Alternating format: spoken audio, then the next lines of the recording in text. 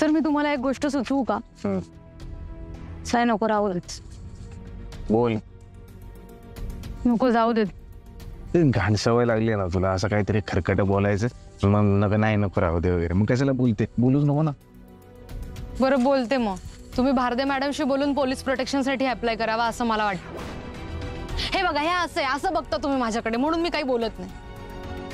आता मला माहितीये तुम्ही म्हणणार चमदडे मी स्वतः पोलीस आहे मला माहितीये. मी तुमच्यासाठी नाही म्हणत आहे सर काकूंसाठी. परत ती देवयानी घरी असते त्यांचा विचार नको करायला. एक तर मागे त्या वसुंधराला मोहिनीने पण खरं आहे ना सर.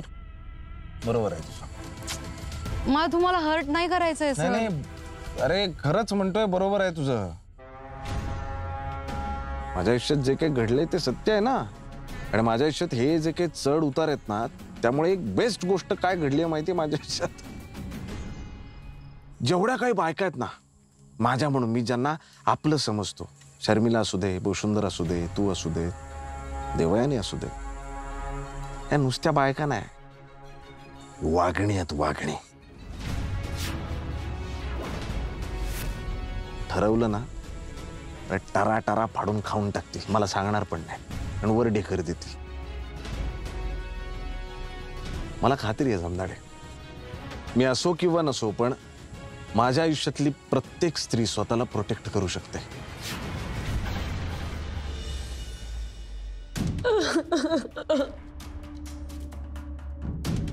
देवी अगं तू का रडतीयेस? अगं माझंच चुकलंय ग. मला कळलंच नाही. ती चांगली दिसत होती चांगल्या घरातली वाटत होती म्हणून तिला घरात घेतलं. पण तुमची नाही मुंबई खूप भयानक आहे. काय खरं काय खोटं कळतच नाही. मीच मूर्ख आहे. अगं मला सगळं माहिती असून सुद्धा मी अलर्ट राहिले नाही. तिला साधं नाव विचारलं नाही मी तिचं. तू आधी शांत हो आणि जरा हळू बोल. मी आंटींना यातलं काही सांगितलं नाही अजून. ओशू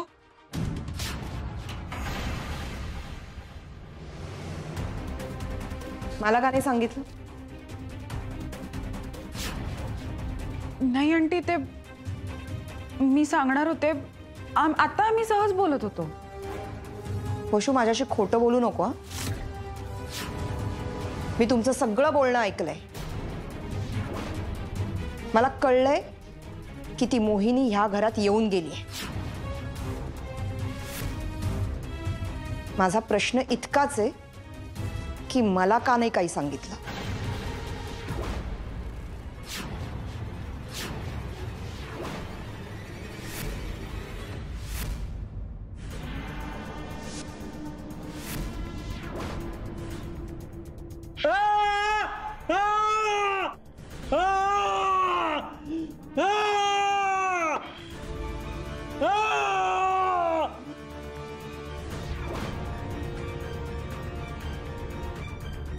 थोड़ा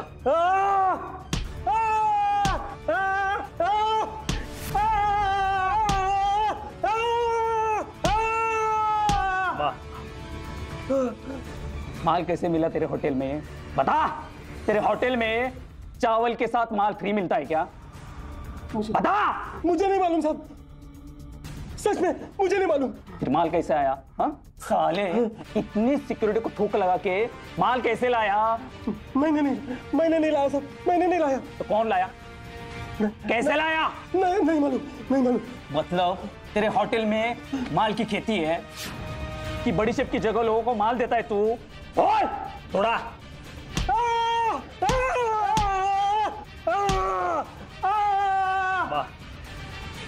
अब बता किसका माल है? किसका माल है? बोल। किलवर गैंग का माल है साहब, किलवर गैंग का माल है, किलवर गैंग का माल है साहब।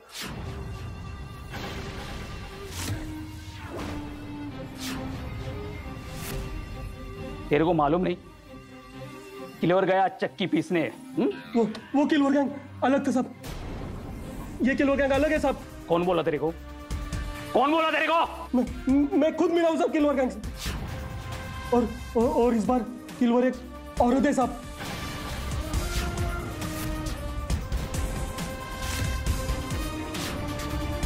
थोड़ा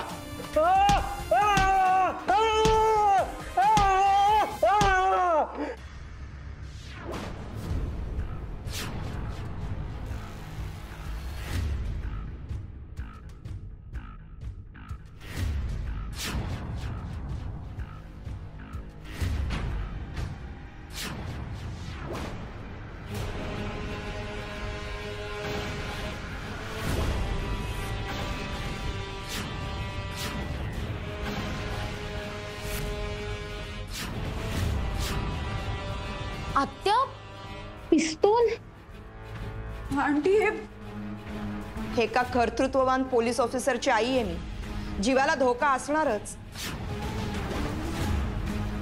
काही वर्षांपूर्वी दिली होती चिकूनेही मला, तेव्हा त्याचं नवीन नवीन पोस्टिंग झालं होतं. एका मंत्र्याच्या मुलाला दारू पिऊन गाडी चालवत असताना त्याने अटक केली होती. मग काय, धमक्यांचे फोन यायला लागले, नको नको ती माणसं घरात यायला लागली, दगडफेक पण झाली घरावर. तेव्हा चिकूने मला ही दिली होती, पण मला घरामध्ये शस्त्र ठेवायचं नव्हतं म्हणून मी ही तिजोरीत ठेवली होती. राजेशला आमदार महाडिकांच्या केसमध्ये अटक झाली ना, तेव्हा मी हे बाहेर काढणार होते, पण राजेशला ते मान्य नव्हतं. त्याचं म्हणणं कायद्याची लढाई कायद्यानेच लढली गेली पाहिजे.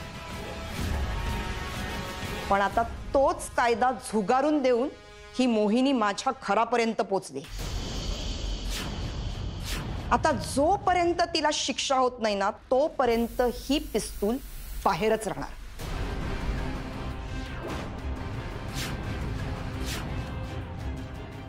अगं आत्या, पण तू नेम कसा धरतेस? तुझे डोळे तर गेलेत, पण बाकीचे सगळे सेन्सेस खूप जास्त अलर्ट आहेत. आणि देवी, बाळा नेम इथे नसतो, इथे असतो.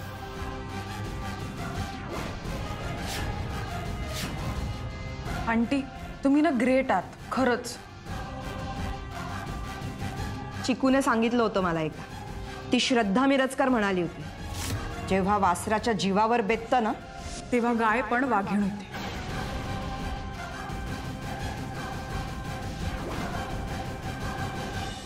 काय झालं मॅडम? तुम्ही म्हणाला होतात की मुंबई किल्ल्यावरच्या ताब्यात आहे. एक साधा बार ताब्यात घेऊ शकला नाहीत तुम्ही. तुम्ही म्हणाला होतात की कॉलेज स्टुडंट आपला माल वापरतात. एक बेकायदेशीर बार मध्ये सुद्धा धंदा करू शकला नाहीत तुम्ही. तुमच्या लक्षात येत आहे का? तुम्ही बिझनेस हातात घेतल्यानंतर पहिल्याच डिस्ट्रीब्युशन मध्ये, पहिल्याच अटेम्प्ट मध्ये लूप होल्स आहेत तुमच्या. तुमची माणसं पकडली गेली आहेत. त्यांनी तोंड उघडली तर काय होईल? उत्तर द्या मॅडम. यावर उत्तर एकच. पार्थ बारमध्ये ड्रग्ज डिस्ट्रीब्यूट करण्याची आयडिया मुळातच माझी नव्हती. तुम्हाला आठवत असेल तर ती आयडिया तुमची होती. मुंबईसारख्या ठिकाणी पोलीस अशा जागांवर अत्यंत बारीक नजर ठेवून असतात. अशा जागांना मुंबई पोलीस हे कोळून प्यायलेले असतात. आणि हे होणारच होतं. या सगळ्या पद्धती आता जुन्या झाल्या आहेत. बार, डान्स बार, शाळा कॉलेजेसच्या बाहेर चणे विकताना ड्रग्ज विकणे, हे सगळं आता जुनं झालंय. मुंबई पोलिसांना या सगळ्या पद्धती, सगळ्या मेथड्स व्यवस्थित माहिती आहेत. मग आता तुम्ही आम्हाला नवीन पद्धत शिकवणार? कारण मुंबई पोलिसांना मी ओळखते तुमच्यापेक्षा जास्त. तुम्ही जर मला स्वातंत्र्य दिलं तर मी माझी कामाची नवीन पद्धत लवकरच अप्लाय करेन. कुठली नवीन पद्धत? ते मी आता नाही सांगू शकणार.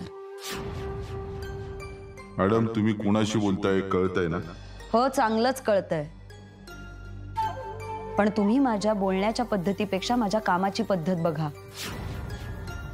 बघत राहाल तुम्ही, याची मी खात्री देते. काय आहे, मी फक्त भाषण करत नाही, मी काम करते. म्हणूनच आज जिथे आहे तिथे आहे. आणि म्हणूनच तुम्ही माझ्याशी कोलॅबोरेट केलंय. माझ्यामुळे तुमचा फायदा होऊ शकतो हे तुम्हाला माहिती आहे. धंदा आपल्याला दोघांनाही करायचा आहे.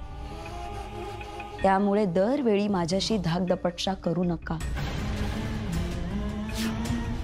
त्यामुळे तुमचंही खूप मोठं नुकसान होईल. पुन्हा जर इथे पाय रोवायचे असतील तर मला माझ्या पद्धतीने काम करू द्या. मला 1 महिना द्या. मी म्हणाले तसंच सगळं होईल. 10 पैकी 5 कॉलेज स्टुडंट्सकडे आपले ड्रग्ज असतील, पण त्यासाठी तुम्हाला मला स्वातंत्र्य द्यावं लागेल. ठीक आहे, आजपासून 1 महिना. तेवढंच पुरेसं आहे. एक रिमाइंडर आहे मॅडम, काम न करणारी माणसं किलवर गँग मध्ये टिकत नाही, ती जातात. कळतंय तुम्हाला?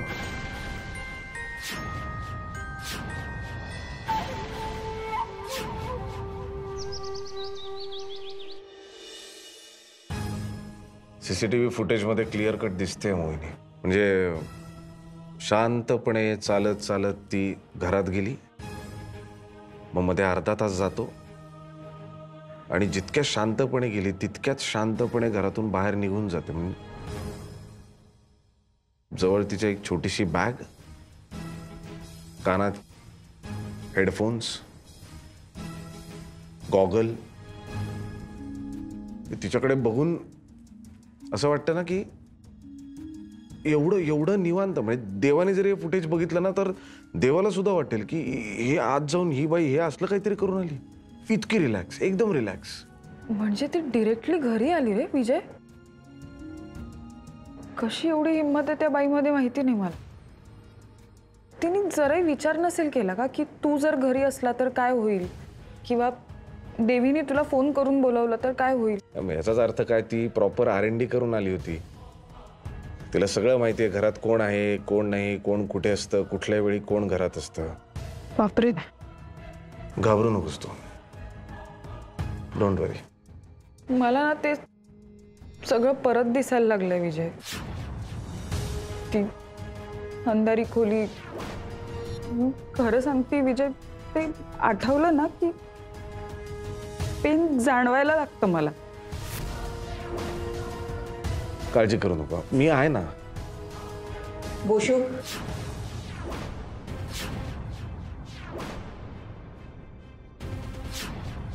बोशू तू अजिबात घाबरू नको.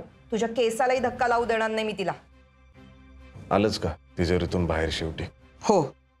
आणि ती बाई जर परत तुम्हाला छळायला लागली ना तर तिच्या डोक्यातच घालीन मी. असं काही नाहीये. आता मला तुम्ही कुणीही काहीही सांगायचं नाही. मी कुणाचंही काही ऐकणार नाही. सगळ्यांनी माझं ऐकायचं आणि पटपट करायचं. घराच्या बाहेर आणि घरात सगळीकडे, विशेषतः किचनमध्ये सीसीटीव्ही कॅमेरे लावून घ्यायचे. आणि चिक्या, ते तुझ्या फोनमध्ये दिसलं पाहिजे. हो, घरात कॅमेरे लावून घेणारच आहे मी. पण एवढं सगळं तुला कसं माहिती? मग पोलिसाची आई आहे मी, माहिती आहे मला सगळं. आणि यापुढे चिकू तू घरात नसताना बोशू येणार नाही. का?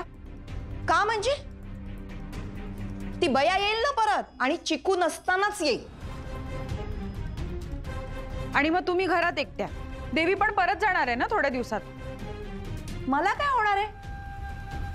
आणि मला काही झालं ना तरी आता मला फिकीर नाहीये. तू आहेस ना या माठ्याला बघायला. मी सांगतेय, हा दाखवतो, पण ह्याला ना काहीही झेपणार नाहीये. जत्रेत हरवलेल्या मुलासारखा फिरत बसेल. त्याच्यात शौर्य गाजवण्यासारखं काय नाही बरं का. हा, तू कुठेही जाणार नाहीयेस.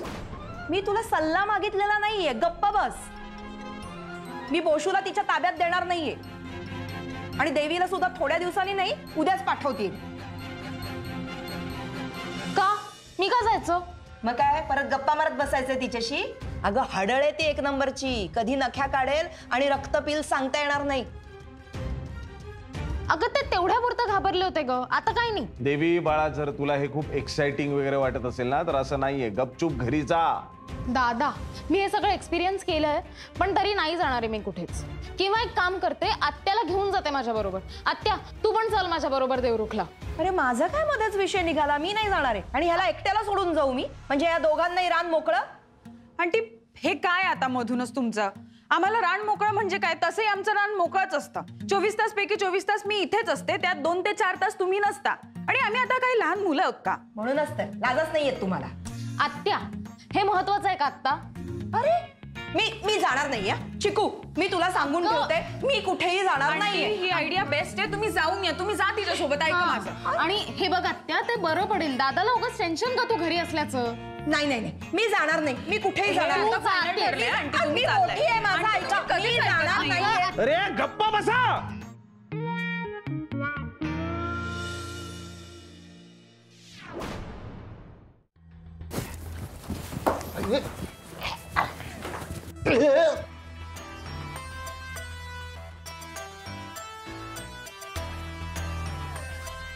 तुझ्या आईचा आहे. ए ए अरे बाळा, शिव्या नाही द्यायच्या.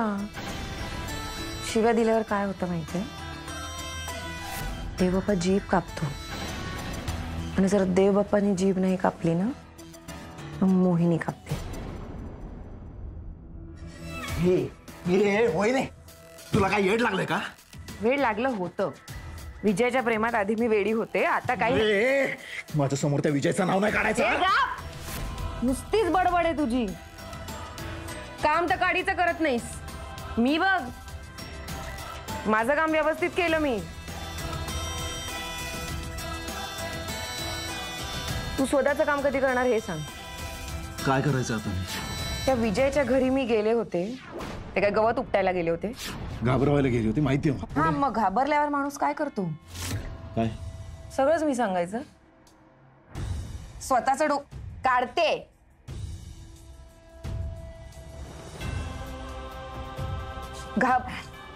घाबरल्यावर माणूस काय करतो? काय करतो? आता घाबरल्यावर विजय त्याच्या आईला कुठेतरी सेफ ठिकाणी जाऊन ठेवणार की नाही? कुठेतरी नातेवाईकाकडे, त्या म्हातारीला कुठेतरी पार्सल करणार. ते बघायचं. पण नाही ना, मी तर आपली भोळी भाबडी. कुठे जगाचे छक्के पंजे कळतात मला. साधी आहे, गरीब. मला कुठे अक्कल, हो ना? याकडे तू लक्ष नको द्यायला. आता त्या विजयच्या घरी जाऊन त्याच्या आईला टपकावणं म्हणजे वाघाच्या तोंडात जाऊन त्याच्या आईला मारण्यासारखं नाही का? मग हे काम कोणी करायचं? तो त्याच्या आईला कुठे जाऊन ठेवतोय, काय करतोय, यावर लक्ष ठेवायला लागेल की नाही?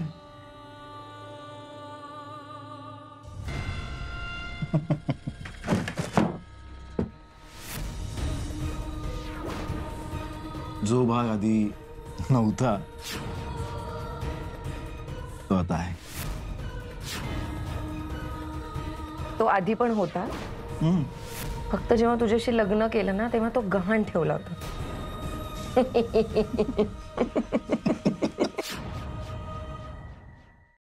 कोणीही कुठेही जाणार नाहीये.